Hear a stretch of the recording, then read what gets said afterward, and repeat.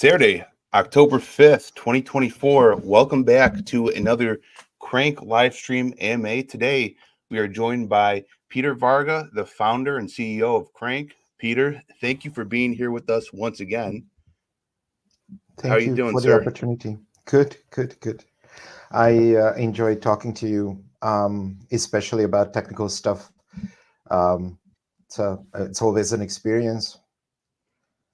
Yeah, I also enjoy talking to you about this. Big fan of what you've done with Crank, and we're going to dig into some of the details. We'll keep it semi-technical so the audience doesn't totally get lost. But it's been a long time since we've heard from you on a public platform like this. So those of you in the audience, feel free to leave your questions in the comments. We'll get to them at one point or another. However, I do want to kind of start from the beginning with you, Peter, for those who are newcomers, to and give you an opportunity to talk about yourself, your ideas behind Crank, and your background a little bit. So, if you'd like to start off on your background, what is it that you do as a developer? When did you start? And what sparked your ideas for Crank? Right. So my background is SAP large scale enterprise IT system. Right. So I've been doing it for a long time, and I never considered myself like a developer because in SAP, what actually matters is that you learn, or IT mostly, I guess you learn to communicate in your environment and get the gist of what we are trying to do, what we are trying to accomplish. Um, Support business processes. Some of them are less complicated. Most of them are more complicated. And then we go through this process, and then coding is just a part of it, right? So, and then what is to me, to a guy like me, what's more exhilarating than being able to, uh, from concept to implementation and keeping it working, and then uh, hopefully keep the users happy, right? So it's never about, or rarely about your actual development skills, and it's more about, did you get the concept, did you get what we were trying to do, and then did you give a proper and good answer on that, right? So yeah. Now, one of the things I really admire is the architecture of Crank. And I was very surprised when I first came into the project and started discussing the ideas with you and Milen. And those of us who were familiar with working in the other Laura projects in this space of crypto, we are kind of set on, this is an outline or sort of a blueprint. But when I came to Crank, I seen these guys really thought outside of the box. Well, several months later, you showed me a few YouTube videos that I think were dated back to 2017 on your personal channel. They're unlisted, so you guys might not be able to find them, but it seems like you've really been thinking of this for quite some time and coming up with that, um, a proof of concept to put into place. So this is something you've wanted to create for several years now, correct? Yes, that's correct. I mean, the concept of linking up IoT devices and then operating them in a multi ownership model, that is definitely something that I've been thinking about, and I've also I've worked a lot with Laura, and the peer to peer nature of it actually excited me as well, and. I did also simulations on peer-to-peer propagation of messages sent, and the the blockchain stuff came a bit later in the picture, and that is I learned a lot about the blockchain, and then I found some really good stuff about it, other than independently verifiable all transactions. It's one thing that we at Crankk make ourselves proud of, is the independently verifiable nature of everything we do, right? But it's also, which people talk less about, is the like a single stack model, which is coming from corporate IT. That's like the complexity is growing, and despite maybe efforts to simplify it, it's still growing, and then keeps on growing. We use a lot of tools and a lot of applications. All of them support a certain set of features, and then there's just overlap. But obviously, you use something 10% of one solution and 30% of the other solution, and that uh, the complexity keeps growing. And then with blockchain, I think it with the simpler stack, it simplifies it a great deal. Now, I recall speaking to you, and you were kind of what led you into programming smart contracts and working on the blockchain initially was Ethereum, correct? Yeah, that's correct. That's correct. Yeah, I mean, stumbling on, especially like 3 years ago, stumbling on Cadena was a less likely event. So of course, following what's out there on the web, you start searching. You have certain questions, and then AI wasn't around yet, even, but I'm not sure if it would have made it a straighter path. But anyway, it wasn't around, and I was just searching for tutorials, and obviously the one with Ethereum came up first. And yeah, I mean, at that time, especially the gas fees on Ethereum were pretty high, and then I thought, oh, just getting one smart contract there, and getting it to you need to update quite frequently. The costs will go up. But of course, that is something that was true 3 years ago, right? I'm not exactly sure today, but then again, building a Web3 application, and especially an ecosystem, will require a lot of other data, like yes, you did all those actions, but then getting statistics and getting and collating that information into a UI for the user, etc., etc. So you would need an extra API provider, making sure that that works as well. So it's with Cadena, it's a lot simpler, and again, more maintainable.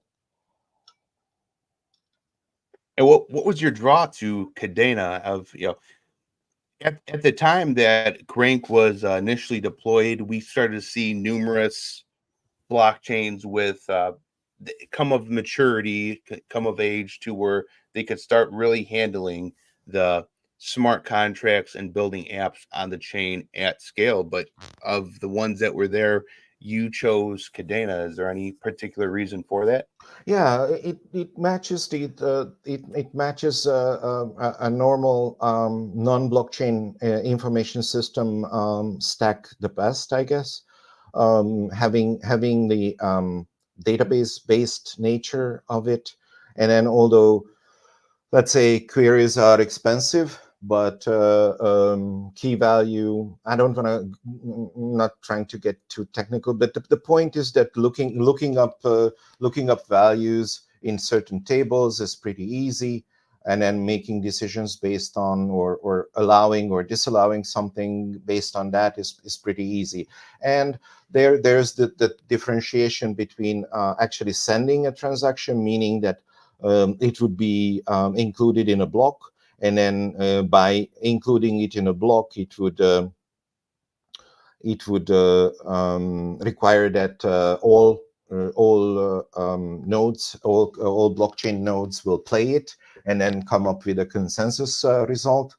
But on the other hand, you can pretty much if you build an ecosystem, then you have to have your own nodes, because you need reliability, and then just querying is a costless and gas fee less possibility. So that is very this two-sided nature of it is querying and actually executing transactions is pretty convenient.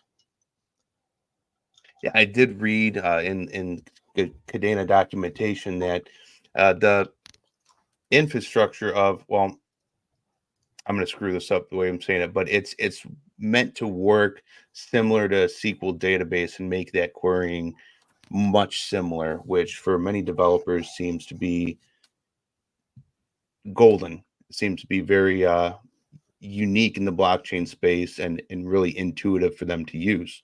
Exactly, exactly. Um, one thing is you cannot delete, but I mean there's obviously a way around it. You can put an active inactive flag, or replace the table if you need to. So, but yeah, the SQL nature provides developers with that background good springboard, to get Mhm. get started, and then they probably like it for that reason. I do too. And one thing I do want to compliment Crank on, and you and the other developers, is the integration with Cadena. Now, with Cadena having 20 chains, that is for some, for many people looking for a blockchain to develop on, that does pose a little bit of a problem, or of a challenge, I should say. And you and the Crank team have taken on that challenge and really made just this very seamless integration, very unique and user intuitive experience when operating on Cadena. And out of all the projects, Crank is one of the best wallets to use, in my opinion. Overall, it's and the way that you have numerous gateways on other chains, and they're able to interoperate and uh, do proof of network participation and operate cross chain in that manner. I really find that effort to be impressive. So, you want to talk about that a little bit? How that came about and some of the challenges you faced there? Yeah, I mean, we managed to saturate the one chain that we were operating on. So, and then that is because we do every single step on the blockchain. So the proof of network participation, all the transactions involved, all the reports from different participants will come onto the blockchain. And then, you know, what's the difference between Ethereum and Cadena Chain Zero? Well, it's the difference is about the same as Cadena on Chain Zero and Chain 19. So there is no real interaction that's possible. I mean, at the blockchain level, but inventing a higher trust mechanism with Oracle nodes and stuff like that, then you do need to synchronize some information across chains, because, as I said, the difference is that it as if it were a wholly different blockchain. So yeah, I mean, it also, so in essence, it would not be so much different to actually have another set of devices working on another blockchain. But of course, whatever we developed on one chain can be utilized the exact same way on another chain. You just need to deal with the fact that there's no real communication between those chains, right? Because it Mhm. has to it had the point of the blockchain is to maintain integrity, and then detached detached chains, it doesn't fit into the pattern to maintain integrity. Excellent. You did mention Oracle nodes briefly. Did you develop Oracle nodes or some sort of Oracle functionality in-house with Crank, or are you using some external ones, or No, it's bit of both? yeah, it's internal. And then mostly, what do you mean? I mean, what people mean by an Oracle node, and in mostly they mean that it brings external information to the blockchain, right? So it's a trusted node, so Mhm. it would bring outside information to the blockchain. But my approach to Oracle nodes, which is not still not in use, but you can build a kind of a consensus mechanism on top of a blockchain, and then that would mean that, okay, let's say you need this. Do you want to find out if a package with this tracking number has been delivered or not? So you can say, okay, we have this one trusted node, and then that will query the web and then upload the result onto the blockchain. But at the same time, you can also build like a consensus mechanism.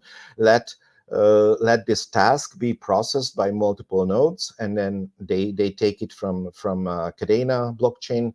What needs to be done, what needs to be queried, what is the information we are looking for, and then if multiple nodes, multiple checks come up with a 95% in one way, in one direction, saying yes, the package has been delivered, then yeah, that is the result that we are going to accept. And then in that sense, it's more distributed, other than having a node that we trust with absolute certainty.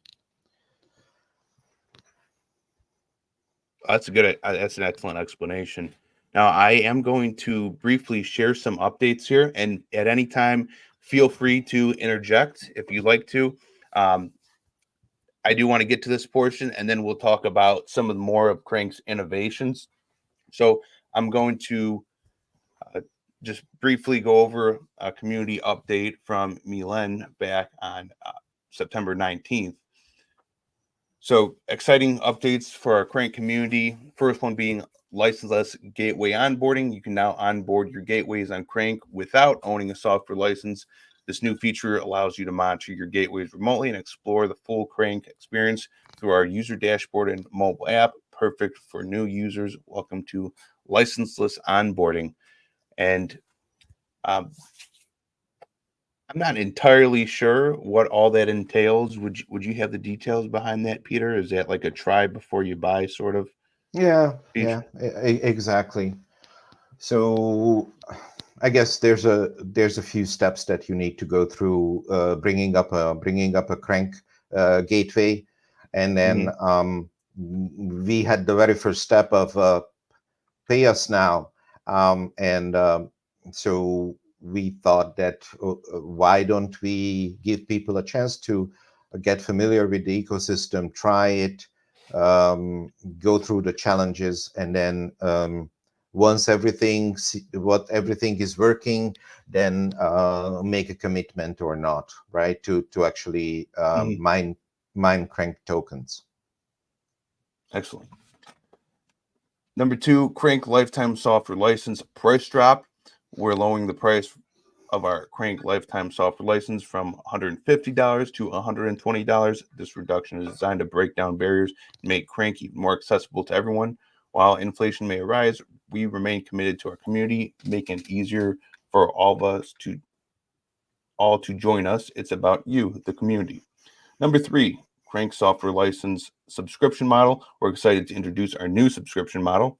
Now you can onboard your gateways and pay a monthly subscription of just $10 using the Crank card. The subscription will be taken from your Crank card and the currency you choose at the start of the subscription, either KDA or Crank tokens.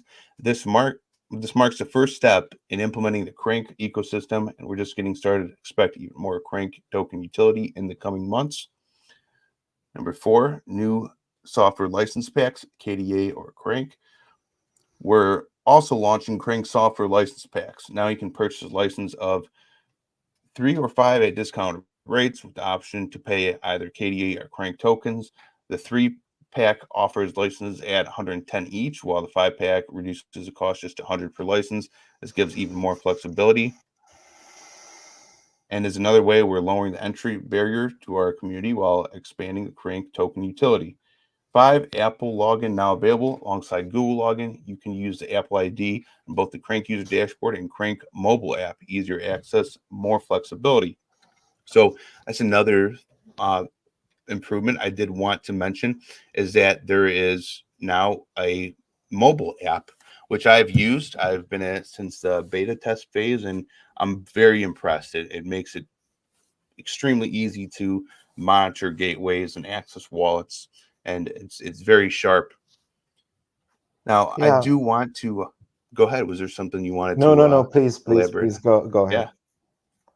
Yeah, so there also is multi-mining in Crank, which I've been very impressed by the integrations and how so dedicated your your dev team is to making these integrations as seamless as possible. So there's a couple. I just want to go down the list of projects here, and I also want to kind of give everyone a little bit of warning.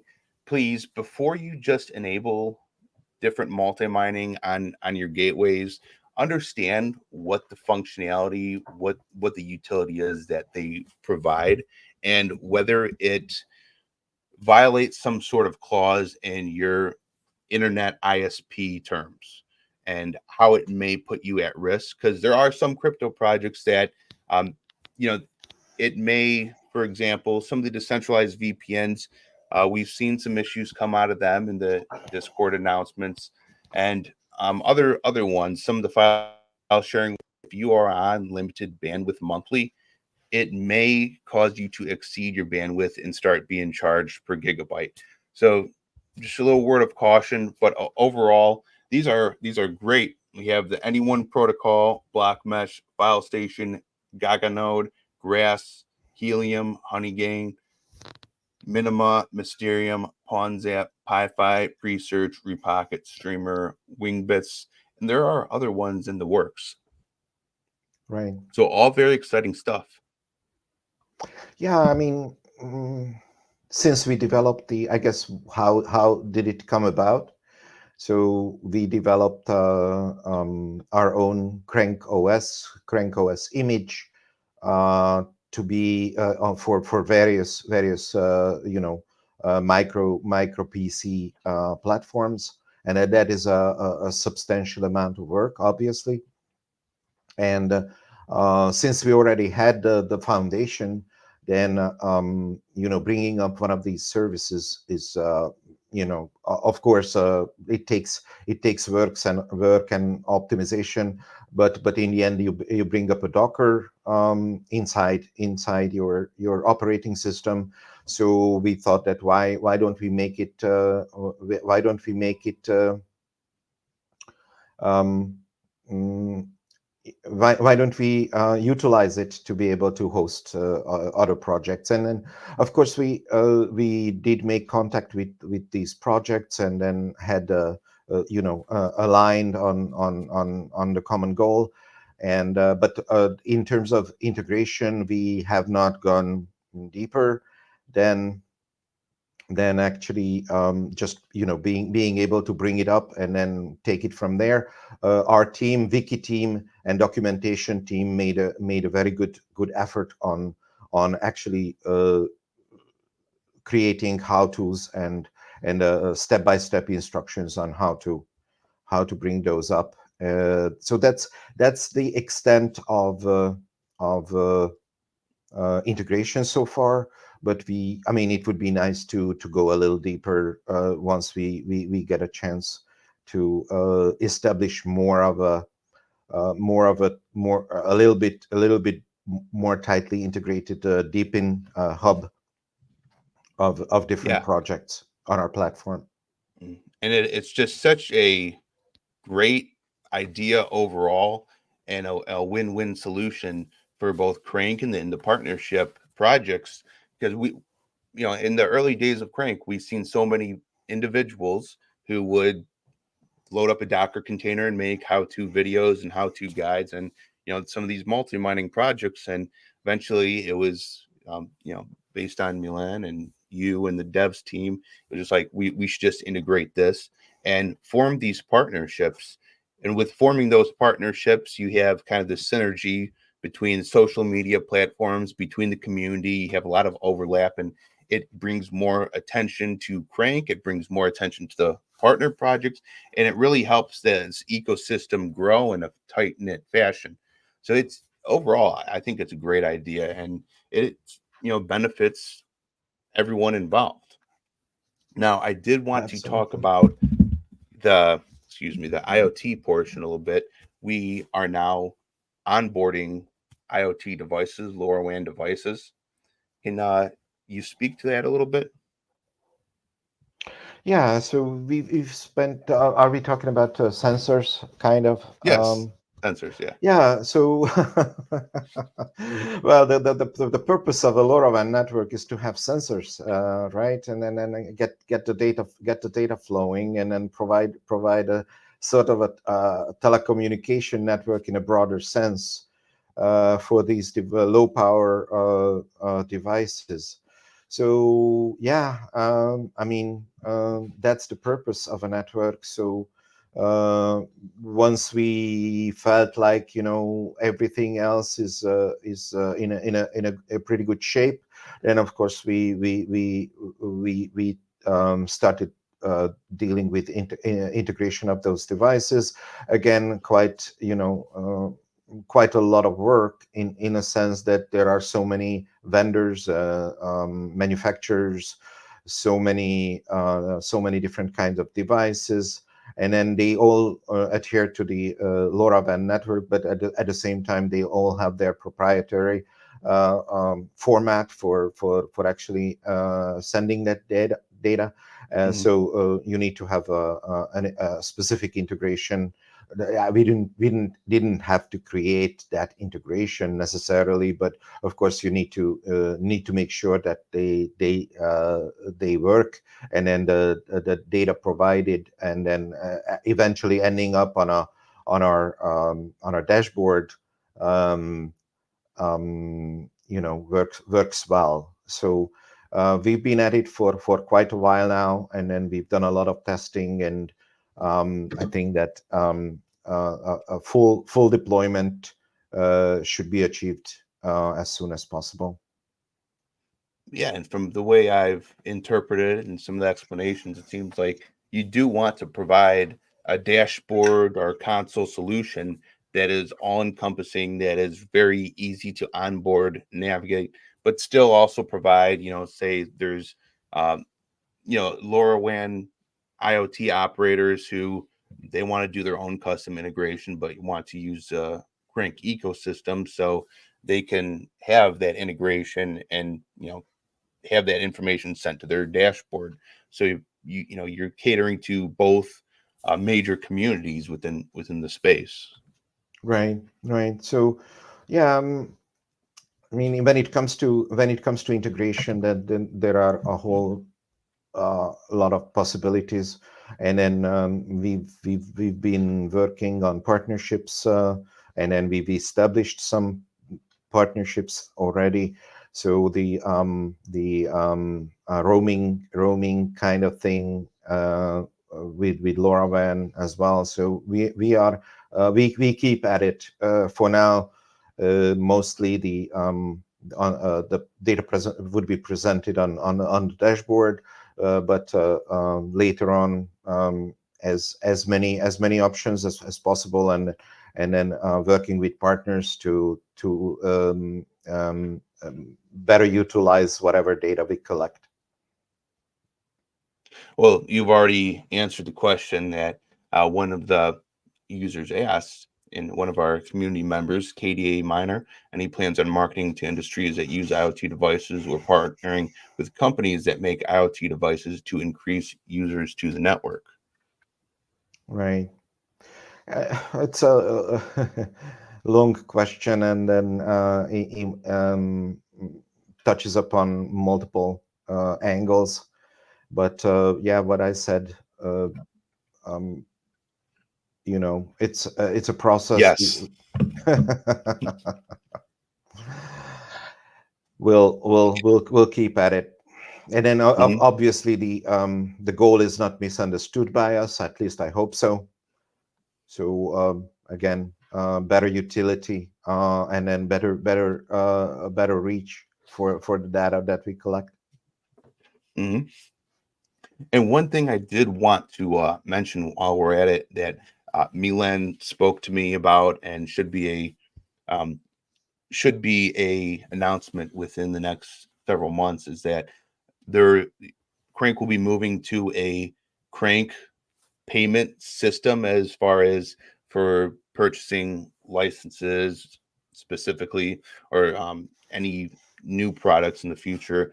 There'll be it will be Crank tokens that you have to use. So first converting KDA, Yeah. then Well, it's obviously for a project like Crank, increasing and keep increasing the utility of your token hmm is um, a do or die goal, obviously.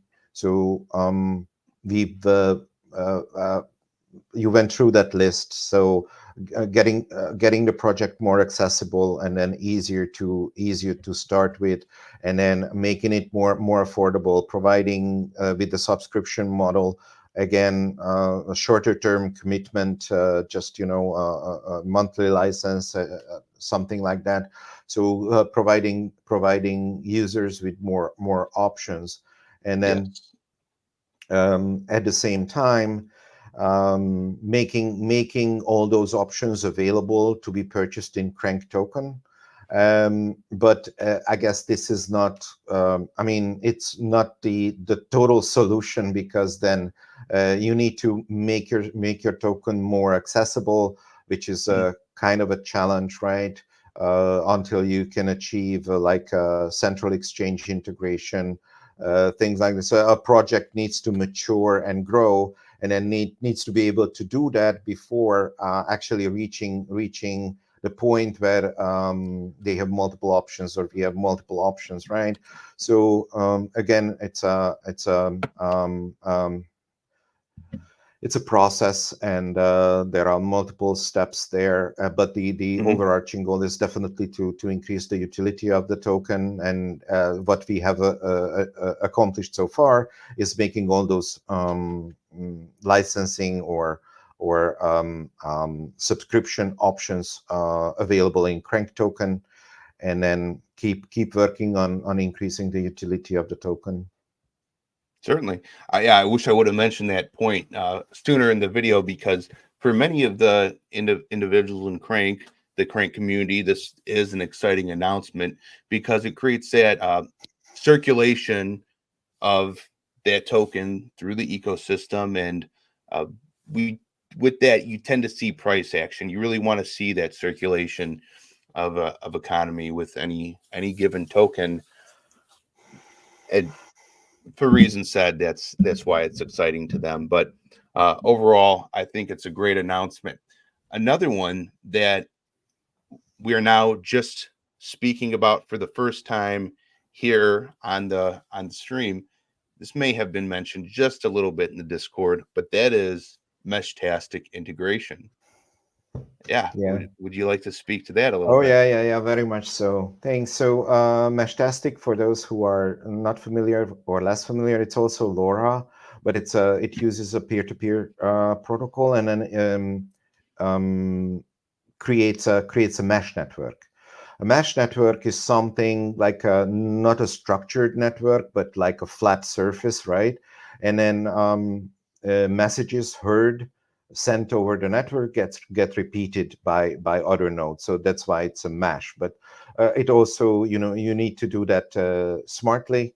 And Meshtastic has a history of putting in a lot of work and making it better and better, and have proven. I've spoken to a lot of people who use it regularly. They love it. They enjoy it. They love the kind of a little bit of an off-grid nature of that type of network, and then they enjoy communicating, sending text messages over the network. but it's an established project with the clear goal of being able to integrate sensors as well. Of course, it's not the same as LoRaWAN, a lot less centralized. But again, you can very well build routes that will allow you to get your sensor data to a destination or use it by yourself. So communication on a mesh peer-to-peer network, and then it's very well suited to provide a kind of alternative, a little bit different, but a kind of alternative to LoRaWAN sensor data um, um, delivery. So uh, there are more and more plugins available for Meshtastic, and the direction is seems clear that Meshtastic also wants to, beside text communication, it also wants to deliver sensor centric data over the network. So uh, earlier in the year, I became I became familiar with Mashtastic, and thought that, oh, I was thinking something similar a long time ago. And then of course it's a lot of work. So the project is huge, and there are many open source, very important. And then there are many contributors. And being open source, I thought that why don't we try to integrate? And what enables us to integrate Meshtastic is the true Web3 individual node nature of Crankk. So in the Meshtastic environment, there are nodes which are mostly off grid, right? But there are some nodes. There's an established MQTT integration. There are several ways to have it on Wi-Fi connected to the internet. So there will be there will be a lot of nodes that do this LoRa mesh network participation, but at the same time they do have internet connectivity. Mhm. So if we assume that those nodes are more stationary and act as more in a relay role, then we can use the same original Crankk concept to use it for to prove network participation in regards to the Meshtastic network. And then it does not the original project is open source, so Crankk's edition is a fork of the open source repo, and then we just follow the same thing, and then always keep up with regular Meshtastic releases, and then just we have our own version of it, which is open source, can be whatever concerns one might have. The code is completely open source, so can be reviewed and talked about. We stayed away from integrating too deeply with the aspects of the network, a Meshtastic network that could potentially violate that off-grid or anonymous nature of it.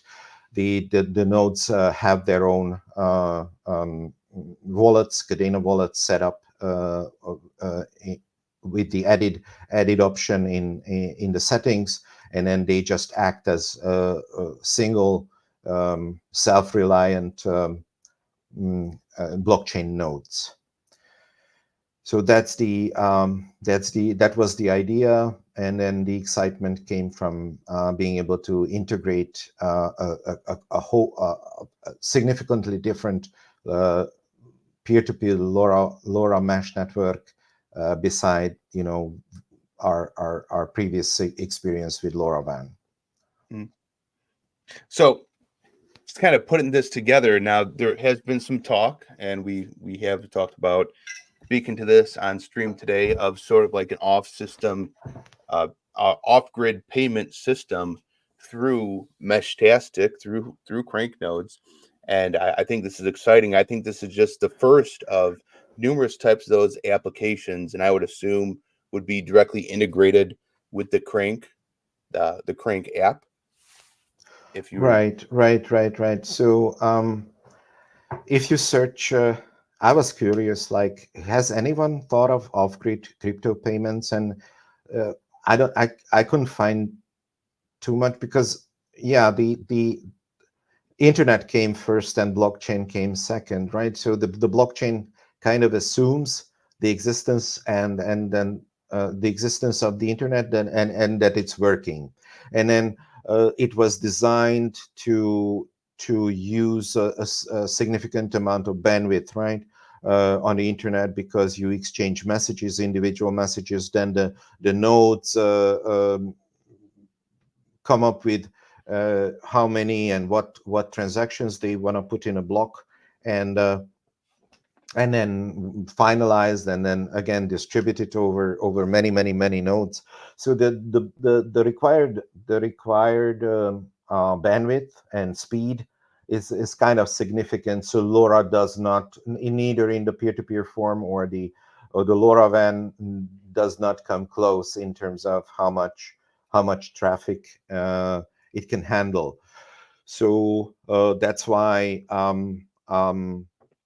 an off-grid payment is kind of an oxymoron, but what you can do is actually we had to implement being able to for the nodes for the Meshtastic nodes to be able to communicate with the blockchain. So we created a library that supports that type of interaction with the blockchain node directly. So once you have that direct interaction with the blockchain node ability already, then you could do a payment as well.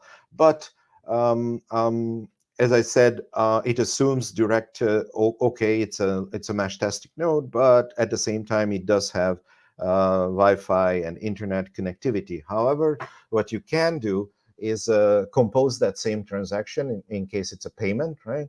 And then just send it over the mesh network. The one thing is that it still comes close to the size of such a transaction, because you need to compose it, then hash it. The hash is already longer, and then sign the hash. So all those come very close, or even exceed the single message size capability of Meshtastic. But you can send two messages, or try or do a simplification, and then let the hash and the signature travel. So it takes advantage of Meshtastic's ability to hand over to propagate those messages, and then once it reaches a node with internet connectivity, then that node can send it to the blockchain, and then get a response back, or any other node can get a response back, and then just relay it back to the sender. So again, it won't be very quick from the get-go, but and it also, there's no higher speed than the speed of light, and then there's no way to communicate faster than the speed of light, even if people try. So anyway, just saying that the block time of Cadena is a factor there. But I think that the propagation does not add something that would spoil the practicality of the solution. So I think it's a good idea, and then the solution is definitely possible, and then we'll be working on it, and try to be the one to actually deploy and commercially make available an off-grid crypto payment option. And then of course, it doesn't always have to be just Cadena. Other networks can or other tokens can most likely come in the future. But since we are all integrated into Cadena, that will be the first that we definitely do.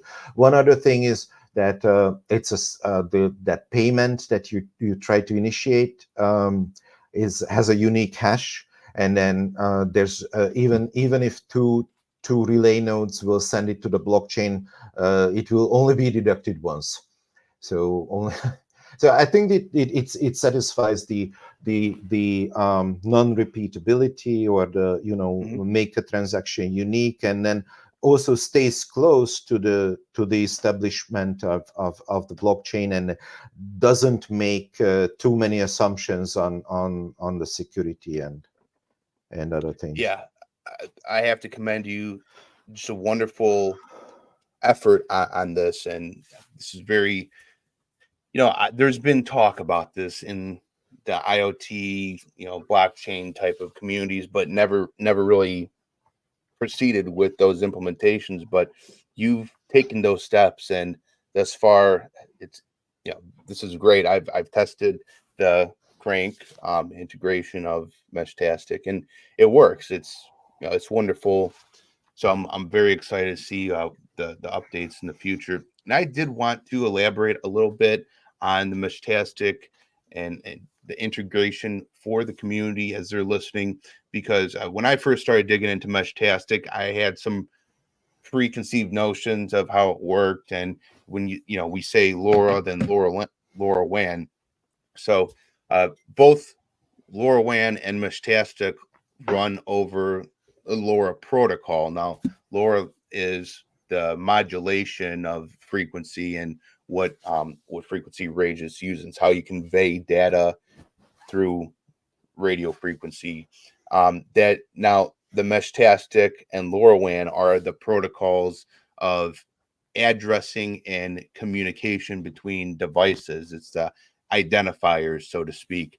And the typical LoRaWAN gateway, that's that SX1302 or whichever other chips you're using, that is not suited for Meshtastic.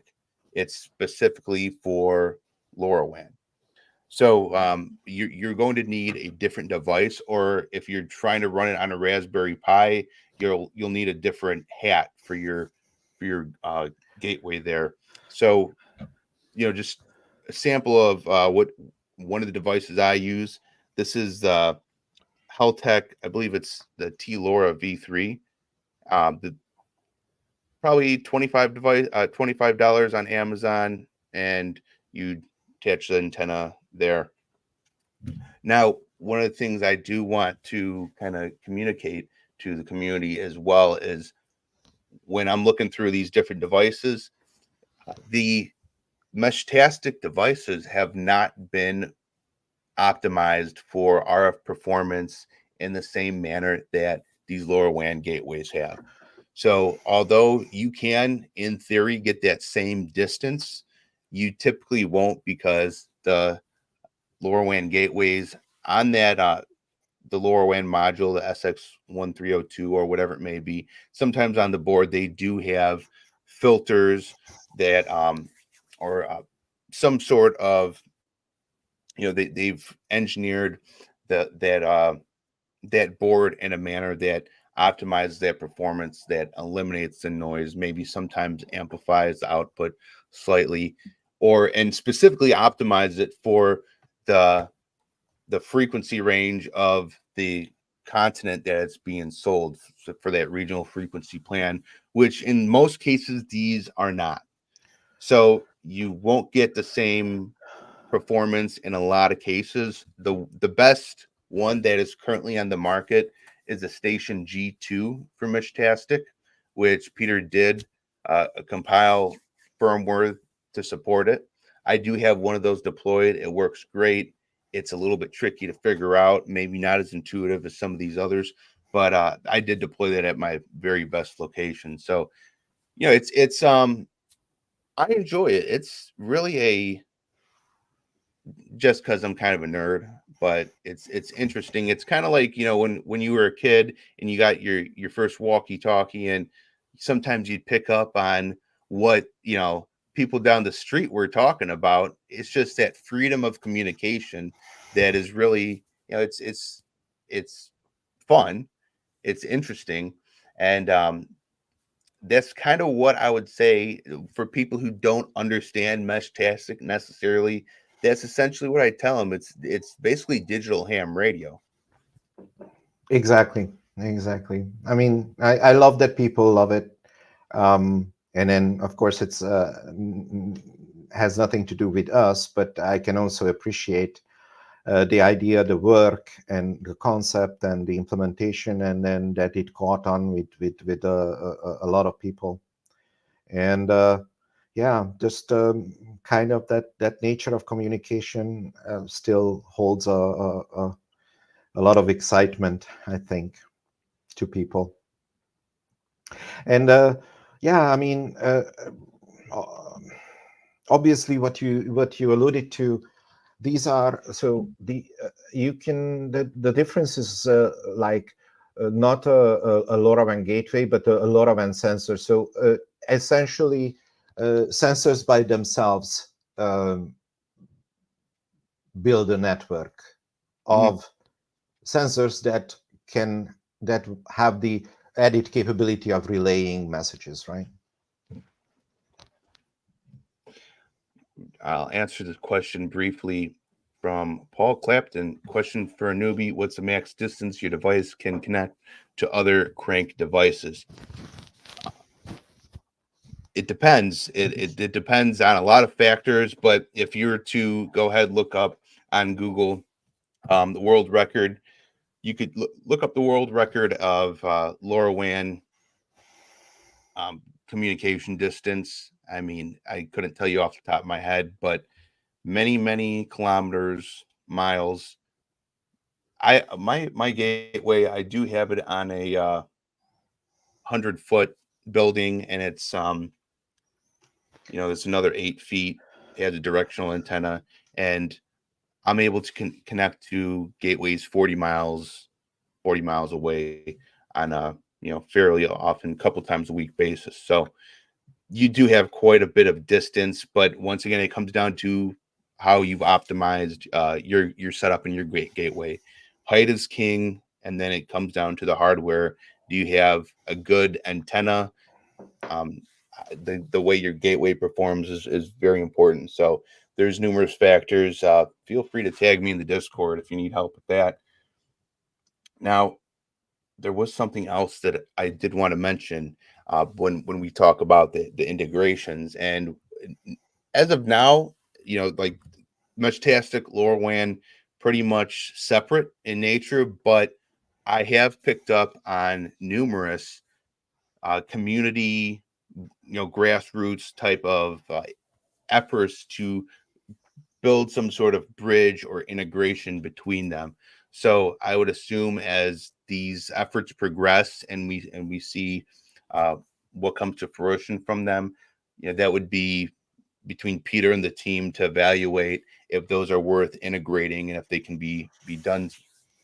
Yeah, I think that it is less of a technical issue and more of a, I mean, consideration, more of a data ownership consideration, right?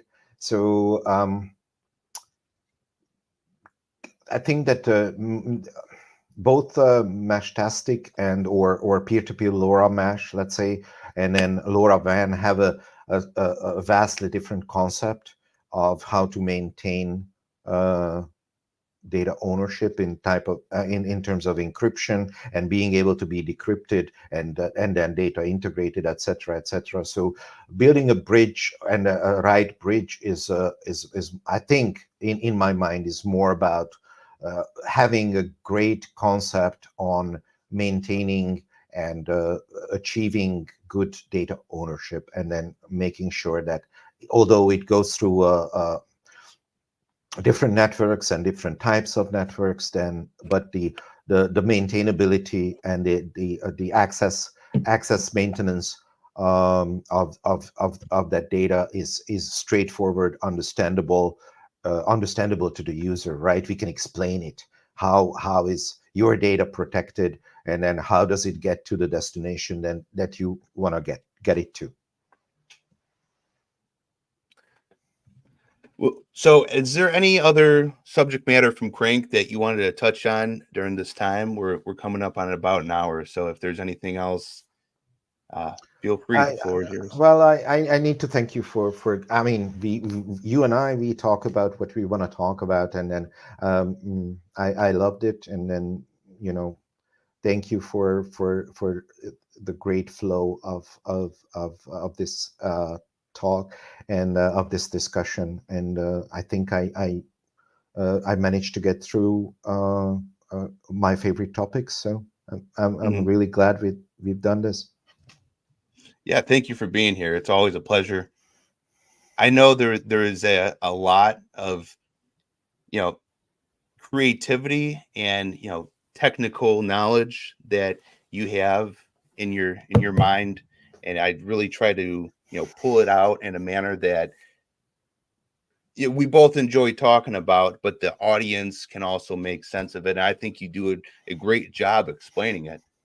So, Peter, Yeah, it's been a pleasure. thank you very much. Yeah, I mean, obviously, we don't do this to be able to talk tech. We do this to be able to, convey the plans and the concept, and then how we are trying to execute on that plan to the users, to the benefit of the users. Mhm. Yeah, it's been wonderful. Thank you for being here.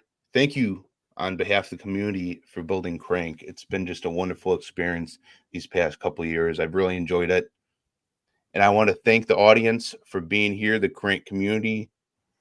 If you haven't done so already, please subscribe to the Crank channel. Hit that like on the video. It really helps for the algorithm to get more exposure for Crank. All right. Thank you very Peter, much. thank you. All right, everyone. Community announcements will tell you next time that we have a Crank AMA.